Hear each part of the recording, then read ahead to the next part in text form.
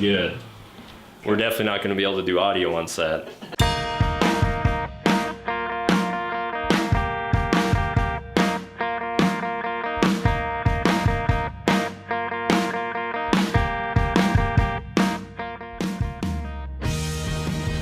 Okay, we're pulling together some stuff for our upcoming project for Wealth Factory. Trying to figure out some special effects, and right now we're trying to decide if we should do them practically or digitally or a combination of both. You know, we're gonna have money blowing everywhere and like things like liquid. One thing that I learned from David Fincher, in watching bonus features David Fincher, he always said that he doesn't do any liquids on set. All liquids he does digital. You know, if someone's getting shot and blood squirt and things like that, which I thought was actually pretty interesting because it's kind of the idea of effects have gotten to the point where you can replicate liquids pretty effectively and other material objects, and sometimes it's just a whole lot easier to be able to do multiple takes without having to worry about it. So that's what we're going to try to decide today, if money is one of those things that's easy enough to replicate through our digital team over in London, or if we should do it practically.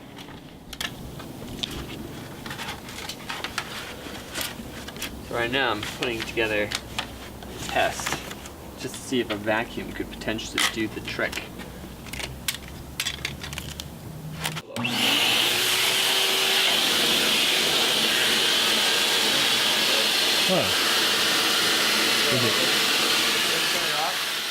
What I love about filmmaking is you get to wear the hats of all these different things that are sometimes not related to the industry. You know, getting to be a carpenter or a furniture mover or, you know, a car designer or a world designer or a spaceship designer, you know, all these other things that, yeah, I mean, I wouldn't professionally do, and it'd take a lot more to actually design a car, design a spaceship, but, you know, for a day, you get to think in that mindset and participate in it, and that's, you know, for me, just the funnest part. I love building stuff as a kid. Making stuff, designing stuff, thinking of stuff was always the fun part. And that's what I really love about filmmaking, is that I can do that on different days and explore all these different worlds from day to day to day. So it's a blast. Okay, Jake and I are here working on Wealth Factory. We are pulling together the auditions that we did last week and reviewing them and seeing basically two things. One, who's actually gonna work for the commercial itself, and two, who are good actors that we want to just keep in touch with for other projects because they may not work for this project. What are your thoughts, Jake? I'm getting sick off this candy. I'm not looking for actors that can't act or suck. We're really keeping an eye out for actors that can act. Deep insights from Jacob. Business owners, I've discussed what to do with your money. And now I'll take some questions. Business owners, I've discussed what to do with your money. Now I'll take some questions. And remember, I'm your regular boring financial advisor, so be prepared for annoying and pointless answers to your concerns. I have a question. Yes. I try my best to save money to expand my business. What's up with my feminine businessman voice?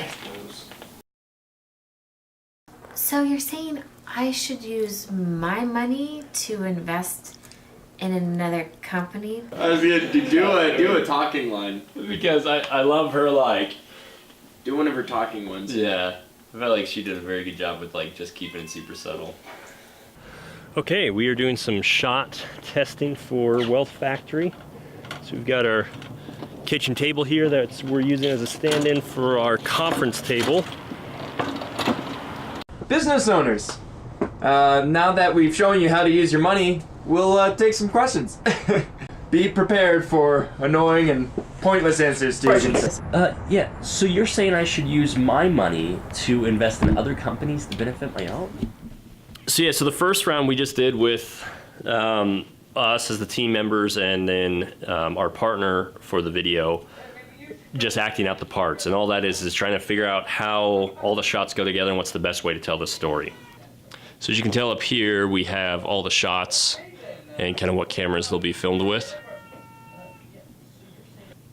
And then what we do is we shoot this with all the actual equipment that we would have on set, moving lights and stuff how we would want to. In this case, it was mostly naturally lit.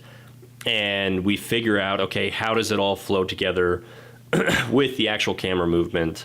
How how long are the setups in between each shot, and how quickly can we get it done. Also, we were testing the special effects. In this case, the vacuum rig, we were testing to see, how did it function, and did it give us the right look. And in that, we kind of figured out that at first we were going to have it to where we had air coming up on the hands and then air coming up out of here, and we realized the hand one just didn't matter. So we ended up just putting all the airflow here, which actually helped save us time but also looked better. Business owners, I've discussed with you what to do with your money. Now, I'm your regular old boring advisor, so my answers are going to be pointless and of no value to you. Here's a question. My business is doing pretty well, but I still have to Okay, so the big elephant in the room through all of the planning process has been the fact that the vacuums are really loud, and we don't want to ADR every single actor for the whole first half of the video. So we've kind of decided the best way to do it is we have to find a way to build a sound isolation box for the vacuum units to reduce all the sounds of the motors. So the different densities kind of catch different sound waves in different ways. It goes down a 2-foot length, crosses over through more acoustic paneling, and then goes another 2 feet out to the actual hole to the outside. Here's what it sounds like with it off, and then that is really quiet. You can barely even hear it. Yeah, we'll see how it turns out. 3, 2, 1, action. Gosh darn it, people. That man's a hero. Okay, cut. Aw, why are you making so much noise?